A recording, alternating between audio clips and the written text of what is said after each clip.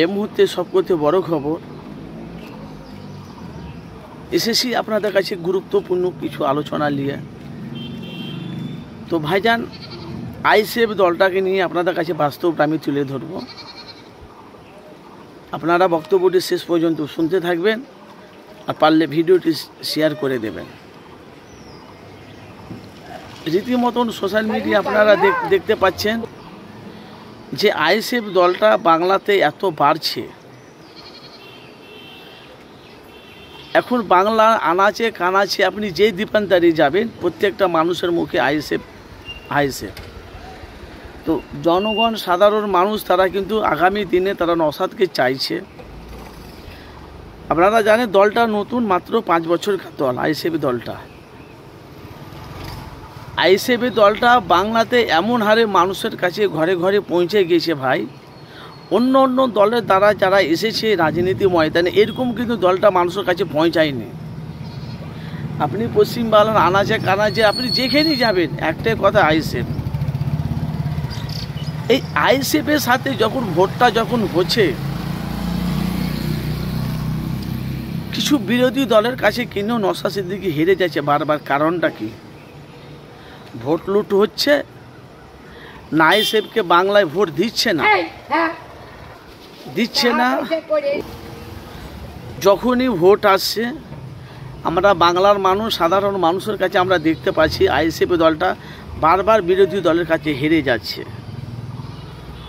কেউ বলছে আইএসএফ দলটা খারাপ, কেউ বলছে আইএসএফ দলটা ভালো।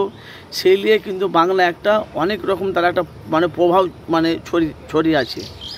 তো ভাই আপনারা দেখতে পাচ্ছি সামনে বিধানসভা ভোট, তার সাথে সাথে আপনারা জানেন সিপিএম কংগ্রেস আইএসএফের সাথে বিধানসভাতে জোট হয়ে কিন্তু নওশাদ সিদ্দিকী লড়বে।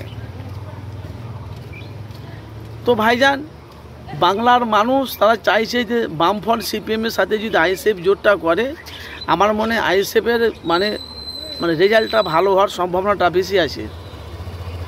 তার সাথে সাথে বামফ্রন্ট সিপিএমকে কিন্তু বাংলার মানুষ চাইছে।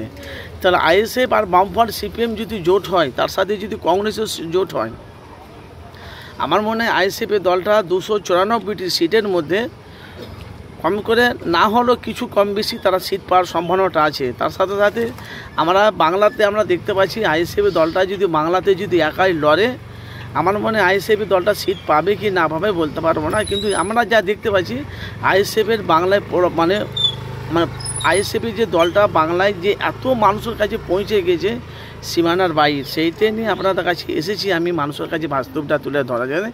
তো সামনে বিধানসভা ভোটে বাংলায় কি হচ্ছে না হচ্ছে আপনারা জানেন।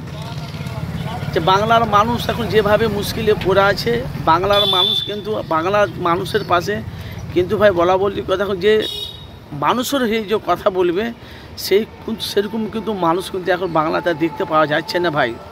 ভোট ততদিন আপনাদের পাশে জনগণ, সাধারণ মানুষ সব। ভোট হয়ে গেলে সব গল্প শেষ। তোমার কর্ম তুমি করো, আমার কর্ম আমি করি, তারপরে তোমার হয়ে কেউ কথা বলবে না। সেই নিয়ে এখন বাংলার জনগণ, সাধারণ মানুষ তারা একটা নতুন একটা সিদ্ধান্ত নিয়েছে। তো দেখতে চাইছি যে সিপিএমকে কিন্তু বাংলার মানুষ চাইছে। সিপিএম যে 34 বছর বাংলা চালিয়েছে, সে বাংলার মানুষের পাশে আর কোনো নেতা মন্দিরে হয়ে তোমাদের হয়ে কথা বলবে না। এবার বাংলার মানুষ 2026-এ তারা উচিত জবাব দেবে বিরোধী দলদের। আপনারা জানেন যারা যে হারে মুসলমানের উপরে যে টর্চার অত্যাচার হচ্ছে, সেই নিয়ে কিন্তু আইএসএফ বাংলায় একটা জোট চাইছে। ভাই দেখেন, বাংলার মানুষ, জনগণ, সাধারণ মানুষ কাকে চাইছে না চাইছে বিধানসভাতে আপনারা বুঝতে পারবেন। তো সবাই কিন্তু তারা বামফ্রন্টকে চাইছে। তারা অনেক মানুষ তারা বলছে তৃণমূলই থাকবে। তো তৃণমূল মুখ্যমন্ত্রী মমতা বন্দ্যোপাধ্যায় উনি থাকবে, 20 থেকে 25 বছর এখনও বাংলায় থাকবে মুখ্যমন্ত্রী হিসাবে। তবু বাংলার মানুষ তার সিপিএম পার্টিটাকে চাইছে, যে পার্টিটা ডুবে গেছে, তার সাথে সাথে আইএসএফ জোট দিচ্ছে। তো আপনাদের মতামত জানাবেন। 2026 থেকে 294টি সিটের মধ্যে এরা কয়টা সিট পাবে আপনাদের মতামত জানাবেন। আইএসএফ একার লড়লে কয়টা সিট পাবে আপনাদের মতামত আপনারা অবশ্যই জানাবেন।